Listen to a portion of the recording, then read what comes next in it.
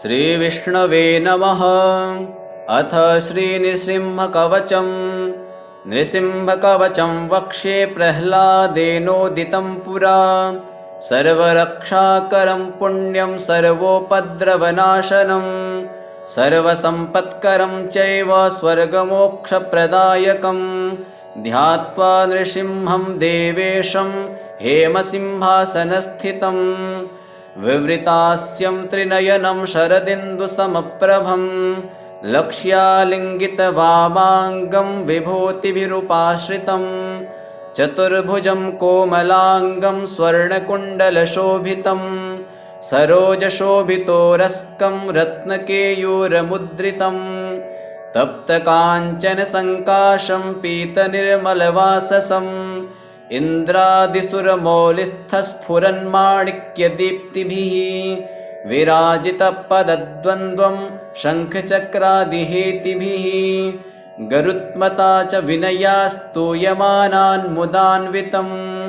स्वहितकमलसंवासं कृत्वा तु कवचं पठेत् नृसिंहो मे शिरः पातु लोकरक्षार्थसम्भवः सर्वगोपीस्तम्भवासः भालं मे रक्षतु ध्वनिं नृसिंहो मे दृशौ पातु सोमसूर्याग्निलोचनः स्मृतिं मे पातु नृहरिर्मुनिर्वर्यस्तुतिप्रियः नासं मे सिंहनासस्तु मुखं लक्ष्मीमुखप्रियः सर्वविद्याधिपः पातु नृसिंहो रसनां मम वक्त्रं पात्विन्दुवदनं सदा प्रह्लादवन्दितः नृसिंहः पातु मे कण्ठं स्कन्धौ भूभरान्तकृत् दिव्यास्त्रशोभितभुजो नृसिंहः पातु मे भुजौ करौ मे देववरदो नृसिंहः पातु सर्वदा हृदयं योगिसाध्यश्च निवासः पातु मे हरिः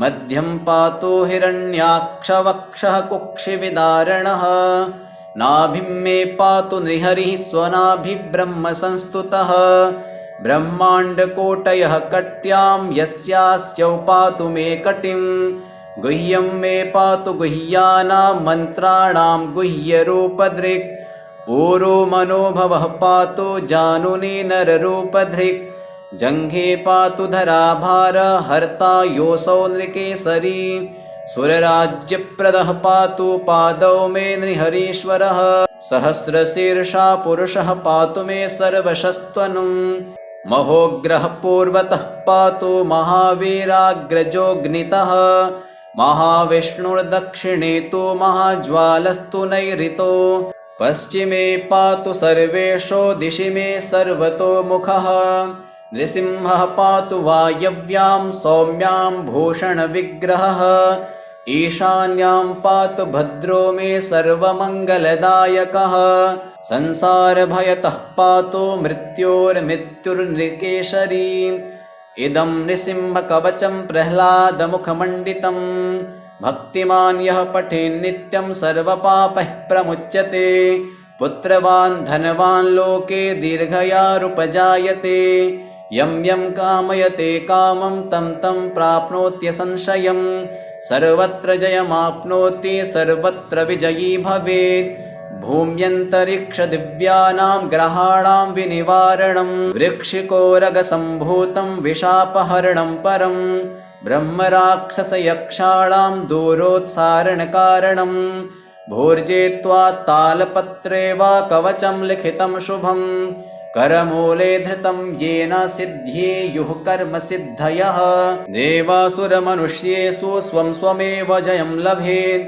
एकसन्ध्यं त्रिसन्ध्यं वा यः पठेन्यतो नरः सर्वमङ्गलमाङ्गल्यं भुक्तिं मुक्तिं च विन्दति 32 सहस्राणि पठेत् शुद्धात्मनां नृणां कवचस्यास्य मन्त्रस्य मन्त्रसिद्धिप्रजायते अनेन मन्त्रराजेन कृत्वा भस्माभिमन्त्रणं तिलकं विनयेद्यस्तु तस्य ग्रहभयं हरेत् त्रिवारं जपमानस्तु दत्तं वार्यभिमन्त्र्य च प्राशयेद्यो नरो मन्त्रं नृसिंहध्यानमाचरे तस्य रोगाः प्रणश्यन्ति ये च स्युः कुक्षिसम्भवाः किमत्र बहुनोक्तेन नृसिंहसदृशो भवेत् मनसा चिन्तितं यत्तु सतच्चाप्नोत्यसंशयम् गर्जन्तं गर्जयन्तं निजभुजपटलं स्फोटयन्तं हठन्तं रोप्यन्तं तापयन्तं दिवि भुवि दितिजं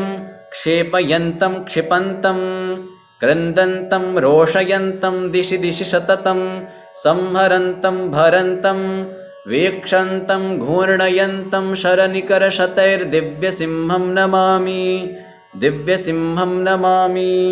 नृसिंहकवचं वक्ष्ये प्रह्लादेनोदितं पुरा सर्वरक्षाकरं पुण्यं सर्वोपद्रवनाशनं सर्वसम्पत्करं चैव स्वर्गमोक्षप्रदायकं ध्यात्वा नृसिंहं देवेशं हेमसिंहासनस्थितं विवृतास्यं त्रिनयनं शरदिन्दुसमप्रभं लक्ष्यालिङ्गितवामाङ्गं विभूतिभिरुपाश्रितं चतुर्भुजं कोमलाङ्गं स्वर्णकुण्डलशोभितं सरोजशोभितोरस्कं रत्नकेयूरमुद्रितं तप्तकाञ्चनसङ्काशं पीतनिर्मलवाससं इन्द्रादिसुरमौलिस्थस्फुरन्माणिक्यदीप्तिभिः विराजितपदद्वन्द्वं शङ्खचक्रादिहेतिभिः गरुत्मता च विनया स्तूयमानान्मुदान्वितं स्वहितकमलसंवासं कृत्वा तु कवचं पठेत् नृसिंहो मे शिरः पातु लोकरक्षार्थसम्भवः सर्वगोपीस्तम्भवासः भालं मे रक्षतु ध्वनिं नृसिंहो मे दृशौ पातु सोमसूर्याग्निलोचनः स्मृतिं मे पातु नृहरिर्मुनिर्वर्यस्तुतिप्रियः नासं मे सिंहनासस्तु मुखं लक्ष्मीमुखप्रियः सर्वविद्याधिपः पातु नृसिंहो रसनां मम वक्त्रं पात्विन्दुवदनं सदा प्रह्लादवन्दितः नृसिंहः पातु मे कण्ठं स्कन्धौ भूभरान्तकृत् दिव्यास्त्रशोभितभुजो नृसिंहः पातु मे भुजौ करौ मे देववरदो नृसिंहः पातु सर्वदा हृदयं योगिसाध्यश्च निवासः पातु मे हरिः मध्यं पातु हिरण्याक्षवक्षः कुक्षिविदारणः नाभिं मे पातु नृहरिः स्वनाभिब्रह्मसंस्तुतः ब्रह्माण्डकोटयः कट्यां यस्यास्यौ पातु मे कटिं गुह्यं मे पातु गुह्यानां मन्त्राणां गुह्यरूपधृक् ऊरो मनोभवः पातु जानुनी नररूपधृक् जङ्घे पातु धराभार हर्ता योऽसौ नृकेसरी सुरराज्यप्रदः पातु पादौ मे नृहरीश्वरः सहस्रशीर्षा पुरुषः पातु मे सर्वशस्त्वनुम् महोग्रः पूर्वतः पातु महावीराग्रजोऽग्नितः महाविष्णुर्दक्षिणे तु महाज्वालस्तु नैऋतो पश्चिमे पातु सर्वेषु दिशि मे सर्वतोमुखः नृसिंहः पातु वायव्यां सौम्यां भूषणविग्रहः ईशान्यां पातु भद्रो मे सर्वमङ्गलदायकः संसारभयतः पातु मृत्योर्मृत्युर्नृकेशरी इदं नृसिंहकवचं प्रह्लादमुखमण्डितं भक्तिमान् यः पठेन्नित्यं सर्वपापैः प्रमुच्यते पुत्रवान् धनवान् लोके दीर्घयारुपजायते यं यं कामयते कामं तं तं प्राप्नोत्यसंशयं सर्वत्र जयमाप्नोति सर्वत्र विजयी भवेत् भूम्यन्तरिक्षदिव्यानां ग्रहाणां विनिवारणं वृक्षिकोरगसम्भूतं विशापहरणं परं ब्रह्मराक्षसयक्षाणां दूरोत्सारणकारणं भोर्जेत्वा तालपत्रे वा कवचं लिखितं शुभं करमूले धृतं येन सिद्ध्येयुः कर्मसिद्धयः देवासुरमनुष्येषु स्वं स्वमेव जयं लभेत्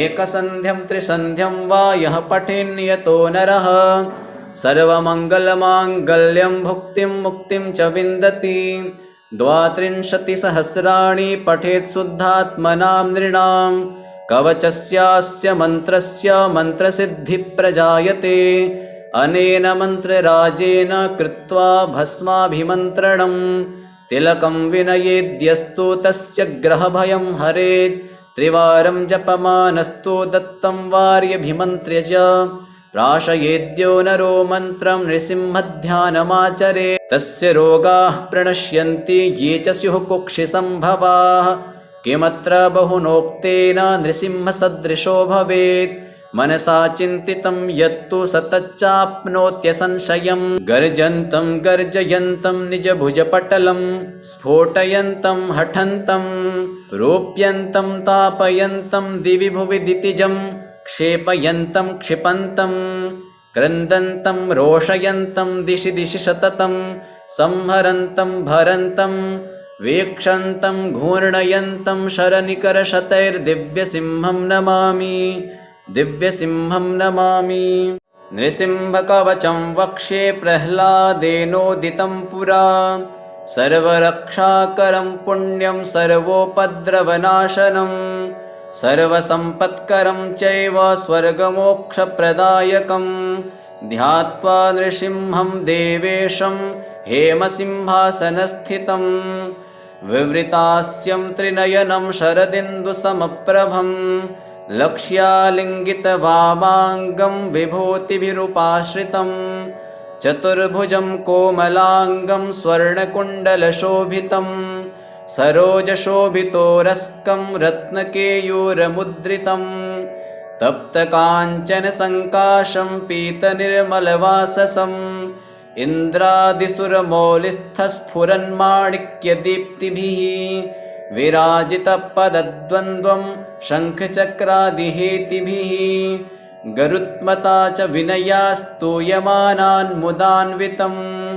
स्वहित्कमलसंवासं कृत्वा तु कवचं पठेत् नृसिंहो मे शिरः पातु लोकरक्षार्थसम्भवः सर्वगोपीस्तम्भवासः भालं मे रक्षतु ध्वनिं नृसिंहो मे दृशौ पातु सोमसूर्याग्निलोचनः स्मृतिं मे पातु नृहरिर्मुनिर्वर्यस्तुतिप्रियः नासं मे सिंहनासस्तु मुखं लक्ष्मीमुखप्रियः सर्वविद्याधिपः पातु नृसिंहो रसनां मम वक्त्रं पात्विन्दुवदनं सदा प्रह्लादवन्दितः नृसिंहः पातु मे कण्ठं स्कन्धो भूभरान्तकृत् दिव्यास्त्रशोभितभुजो नृसिंहः पातु मे भुजौ करौ मे देववरदो नृसिंहः पातु सर्वदा हृदयं योगिसाध्यश्च निवासः पातु मे हरिः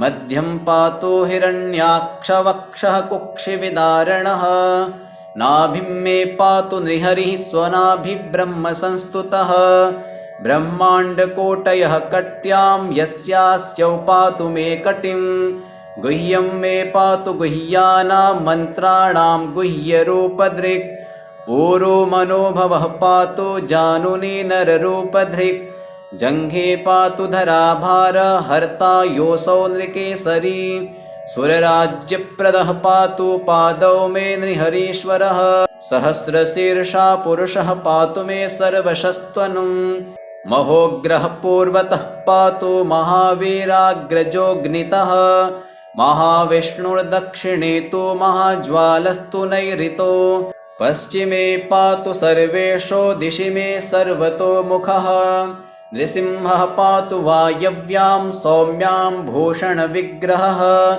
ईशान्यां पातु भद्रो मे सर्वमङ्गलदायकः संसारभयतः पातु मृत्योर्मृत्युर्नृकेशरी इदं नृसिंहकवचं प्रह्लादमुखमण्डितं भक्तिमान् यः पठेन्नित्यं सर्वपापैः प्रमुच्यते पुत्रवान् धनवान् लोके दीर्घयारुपजायते यं यं कामयते कामं तं तं प्राप्नोत्यसंशयं सर्वत्र जयमाप्नोति सर्वत्र विजयी भवेत् भूम्यन्तरिक्षदिव्यानां ग्रहाणां विनिवारणं वृक्षिकोरगसम्भूतं विशापहरणं परं ब्रह्मराक्षसयक्षाणां दूरोत्सारणकारणं भूर्जे त्वा तालपत्रे वा कवचं लिखितं शुभं करमूले धृतं येन सिद्ध्येयुः कर्मसिद्धयः। देवासुरमनुष्येषु स्वं स्वमेव जयं लभेत्। एकसन्ध्यं त्रिसन्ध्यं वा यः पठेन्यतो नरः। सर्वमङ्गलमाङ्गल्यं भुक्तिं मुक्तिं च विन्दति। 32 सहस्राणि पठेत् शुद्धात्मनां नृणां। कवचस्यास्य मन्त्रस्य मन्त्रसिद्धिप्रजायते। अनेन मन्त्रराजेन कृत्वा भस्माभिमन्त्रणं। तिलकं विनयेद्यस्तु तस्य ग्रहभयं हरेत्। त्रिवारं जपमानस्तु दत्तं वार्यभिमन्त्र्य च। प्राशयेद्यो नरो मन्त्रं नृसिंहध्यानमाचरेत्। तस्य रोगाः प्रणश्यन्ति ये च स्युः कुक्षिसम्भवाः।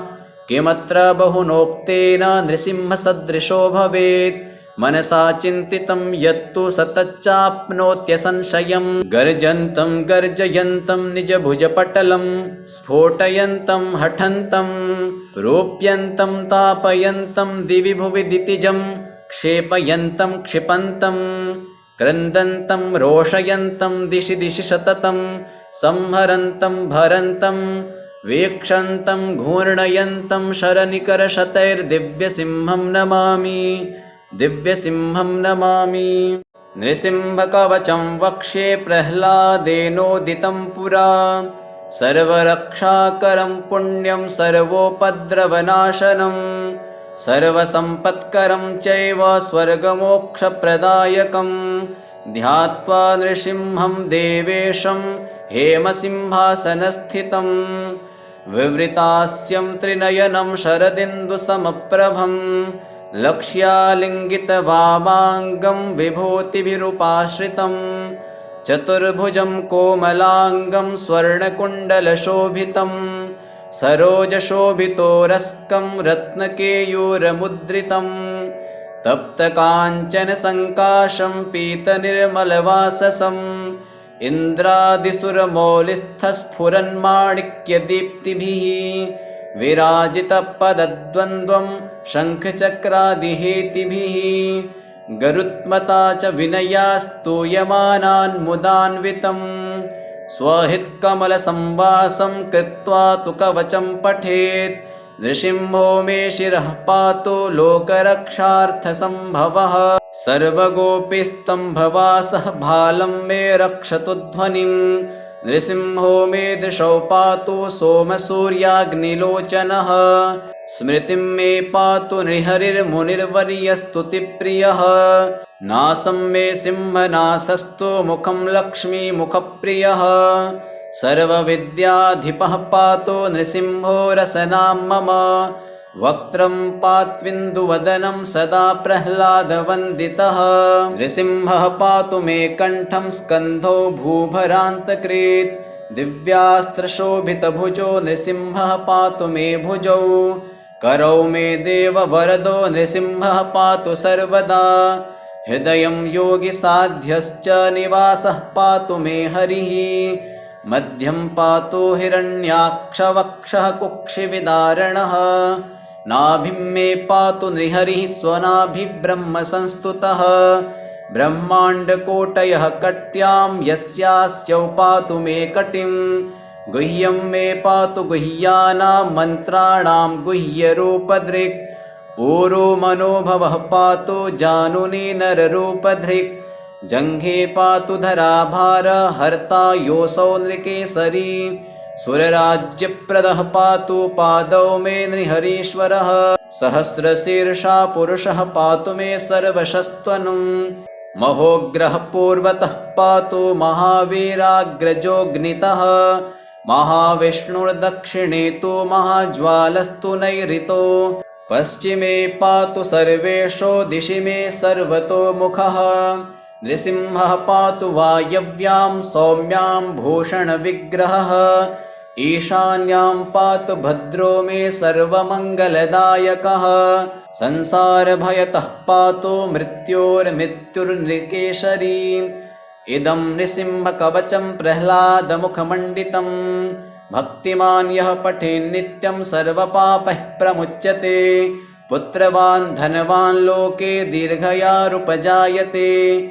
यं यं कामयते कामं तं तं प्राप्नोत्यसंशयम् सर्वत्र जयमाप्नोति सर्वत्र विजयी भवेत् भूम्यन्तरिक्षदिव्यानां ग्रहाणां विनिवारणं वृक्षिकोरगसम्भूतं विशापहरणं परं ब्रह्मराक्षसयक्षाणां दूरोत्सारणकारणं भूर्जित्वा तालपत्रे वा कवचं लिखितं शुभं करमूले धृतं येन सिद्ध्येयुः कर्मसिद्धयः देवासुरमनुष्येषु स्वं स्वमेव जयं लभेत् एकसन्ध्यं त्रिसन्ध्यं वा यः पठेन्यतो नरः सर्वमङ्गलमाङ्गल्यं भुक्तिं मुक्तिं च विन्दति 32 सहस्राणि पठेत् शुद्धात्मनां नृणां कवचस्यास्य मन्त्रस्य मन्त्रसिद्धिप्रजायते अनेन मन्त्रराजेन कृत्वा भस्माभिमन्त्रणं तिलकं विनयेद्यस्तु तस्य ग्रहभयं हरेत् त्रिवारं जपमानस्तु दत्तं वार्यभिमन्त्र्य च प्राशयेद्यो नरो मन्त्रं नृसिंहध्यानमाचरेत् तस्य रोगाः प्रणश्यन्ति ये च स्युः कुक्षिसम्भवाः किमत्र बहुनोक्तेन नृसिंहसदृशो भवेत् मनसा चिन्तितं यत्तु सतच्चाप्नोत्यसंशयं गर्जन्तं गर्जयन्तं निजभुजपटलं स्फोटयन्तं हठन्तं रोप्यन्तं तापयन्तं दिवि भुवि दितिजं क्षेपयन्तं क्षिपन्तं क्रन्दन्तं रोषयन्तं दिशि दिशि सततं संहरन्तं भरन्तं वीक्षन्तं घूर्णयन्तं शरनिकरशतैर्दिव्यसिंहं नमामि दिव्यसिंहं नमामि।